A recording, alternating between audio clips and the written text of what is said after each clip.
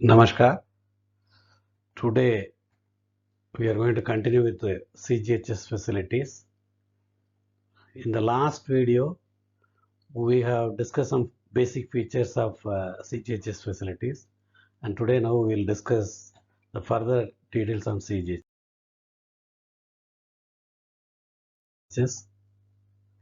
The central government health scheme is available for both employees and pensioners.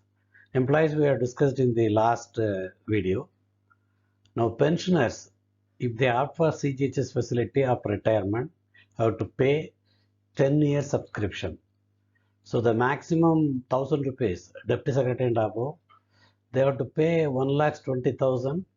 It is something like, not something exactly, 10 years subscription, which will entitle them lifetime coverage for the pensioner, family pensioners, as long as they are eligible, like a spouse during their lifetime, and for others when they are eligible up to that time.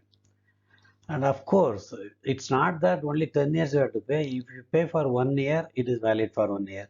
The next year you can pay another 2 years. Like that, once you pay 10 years fully, then you become eligible for lifelong. It's not that you have to pay only 10 years thing to have lifetime coverage. I have seen people paying for 1 year initially, then again extending. That is also provided in the rule.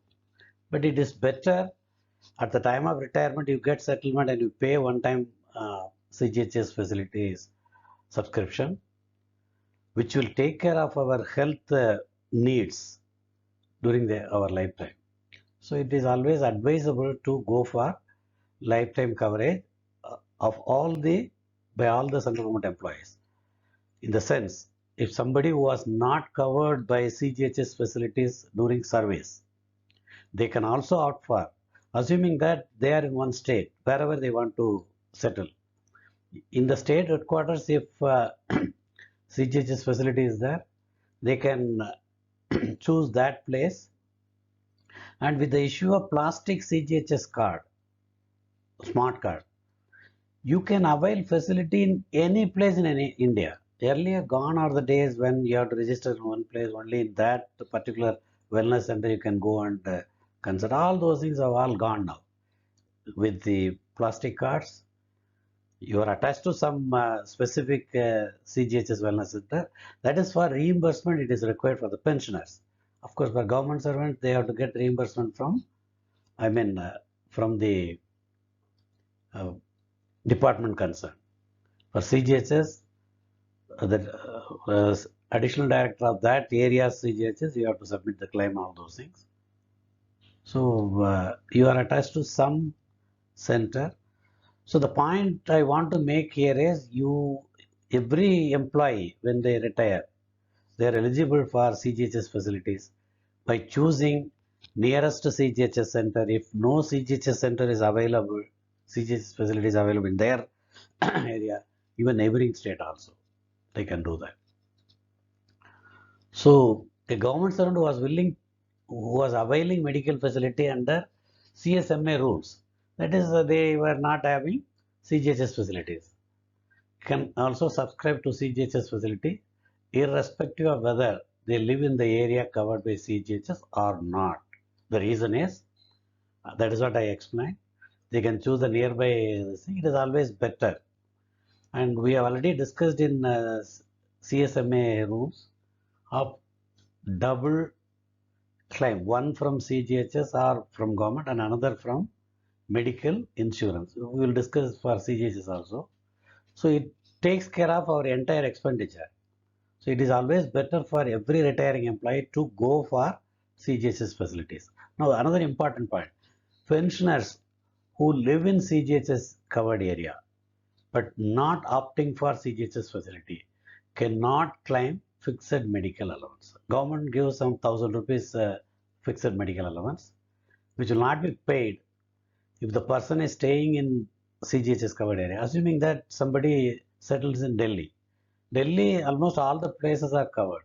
So they don't opt for CGHS facility on retirement. They won't be given fixed medical allowance. So for that, they have to be away from CGHS area. Then if they don't opt for CGHS, this fixed medical allowance will be paid, but it is of no use. Only some small medicine we can buy, and for actual treatment you will have trouble. So it's always better to go for CGHS facility.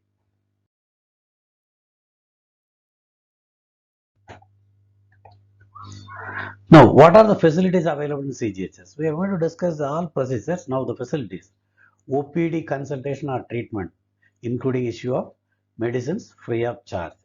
If CGHS does not have medicine, they normally do local purchase and give in 2-3 days. Normally 1 or 2 days they have to do. It takes sometime 2-3 days also. And in some cases, they authorize, if they are not able to buy from local chemist for whatever reason, they allow employee or pensioner to buy from the market and certify for reimbursement. For pensioners, it will be reimbursed by CGHS department itself. And for department people, working people, the CMO will certify the medicine may be reimbursed, something like that. So that medicine also can be purchased outside once CGHS tell them to buy outside.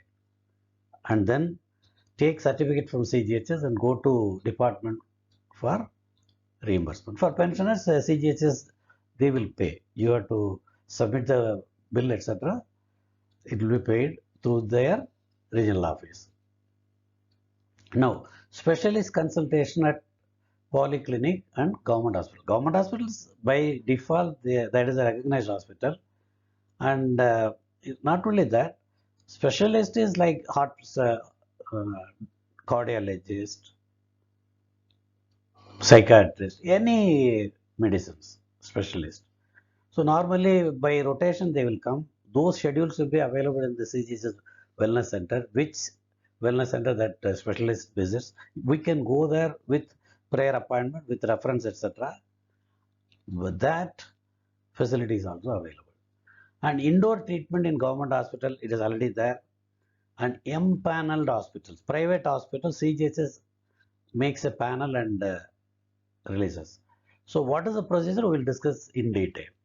Now, the treatment facilities available under CGHS.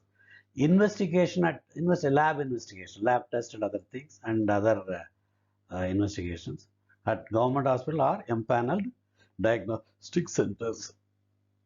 So for that, what are the procedures we are going to discuss? Normally, diagnostic test, the CMO or the treating hospital doctor, CGHS doctor will give reference, prescription for a test.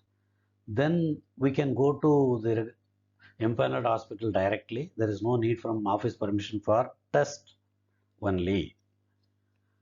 If it is for treatment, we are going to discuss in detail separately. Treatment on CGHS reference, we have to take permission from office also.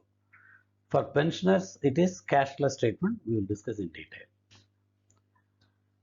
So investigation in government hospital we have discussed.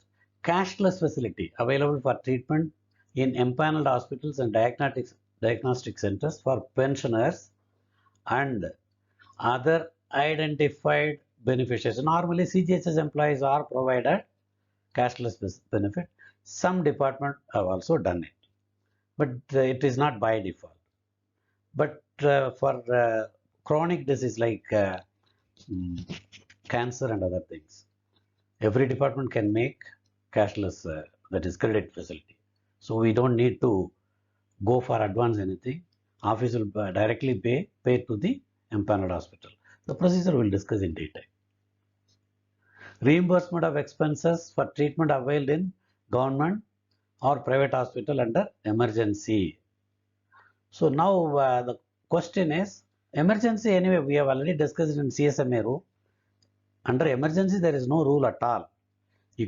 The patient can be taken to any nearby clinic or hospital, and of course the rates will be, there are procedures like it will be restricted to CGHS rate and other things. We'll discuss what are the way out, like claim from two sources and all is there. We'll discuss in detail in a separate video.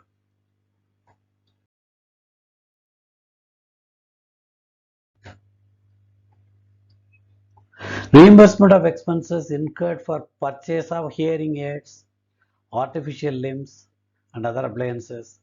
Even specs also once in 3 years or something is there. For government employee it is allowed, not for family. And then family welfare, that is tubectomy, vasectomy, etc., maternity facilities, child health services, everything is covered under CGHS. Not only that, Indian system of medicine, medical consultation and dispensing of medicines in Ayurveda, homeopathy, Unani, and Siddha systems of medicines are also available.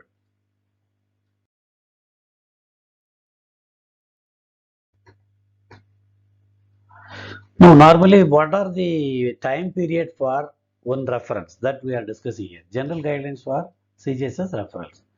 A referral from CGHS medical officer or specialist for consultation with a specialist in a private hospital, normally empaneled hospital only, or a government hospital, whatever it is, shall be valid for 30 days in a particular, the same hospital means, suppose if referral is done for some consultation or with the specialist, let's say in Delhi Max Hospital. So we have to go to Max Hospital only for the 30 days, maximum 3 consultations, 3 times you can go. So you can't go once Max another time to Apollo or something, some other, it is not like you have to get again reference separately if you want to change the hospital. This is one important point. And referral shall be valid for consultation up to 3 times, I told you, for 1 month. Within 1 month, 3 times you can go. And one visit, 3 different specialists also you can go if it is warranted. That is another important point in a single visit. So for normally any referral for consultation and treatment, it is valid for 1 month for 3 different days of consultation. So again and again, you need not go to CGHS for getting reference. That's what. Suppose after 1 month also, if you need, you have to go and extend it from CGHS. CGHS will give extension for additional consultation. Then you can go back. But with one reference, you can't have indefinite consultation in a private or private empaneled hospitals. And advice of CGHS medical officer or CGHS specialist for listed investigation shall also be valid for 30 days. That is, in a particular diagnostic center, you go and do it within 30 days.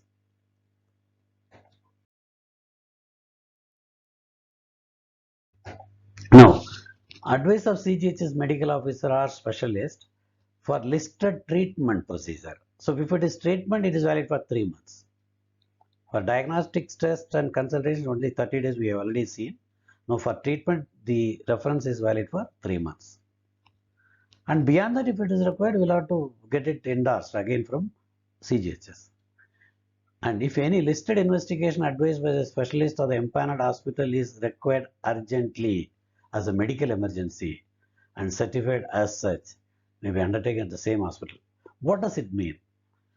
Suppose CGHS refers you for some investigation and they have done it, but they want to do something beyond what is referred in the CGHS, and the empaneled hospital say it is emergency, you have to do it immediately. Then you can do immediately. Otherwise, they will say what are all to be done.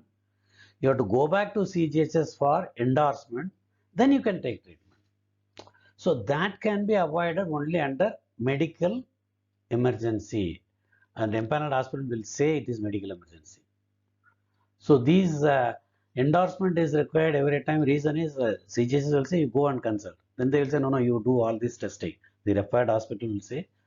So you have to go back to CGHS for endorsement. CGHS, yeah, you do it, they will say. Then you can go to the same, I mean, referred hospital for lab test or investigation, whatever it is. But in case it is emergency and certified so by the referred hospital, you can do immediately before referral also. But that certificate should be attached for reimbursement. That is important point. Hospitals are empaneled under CGHS for the specialist available, not by the name, in the sense, assuming that for cardiology treatment. So it is not that some XYZ is specialist. So wherever he goes, no, it is not like that. in a particular hospital, if it is recognized or empaneled for cardiology treatment, any cardiologist can see. Assuming that some very good renowned doctor, so he has moved out of that hospital. No, you can't go behind him unless he is working in a empaneled hospital. That is very important. That is why these points are clearly made. People should not say, no, last time I went to Apollo Hospital, which is recognized for cardiology, and that doctor has moved to some other hospital, why I went there. No, it's not like that. And now CGHS normally, nowadays they issue computerized referral for which no signature is required. Manual preparation, they have to sign. If it is computerized printout, you can take it. There is no issue. It is valid because that number, etc., can be cross-checked by CGHS and other authorities. It is a centralized system. So this is only small issue. And further details of CGHS facilities we'll see in the next video. Namaskar. Thank you.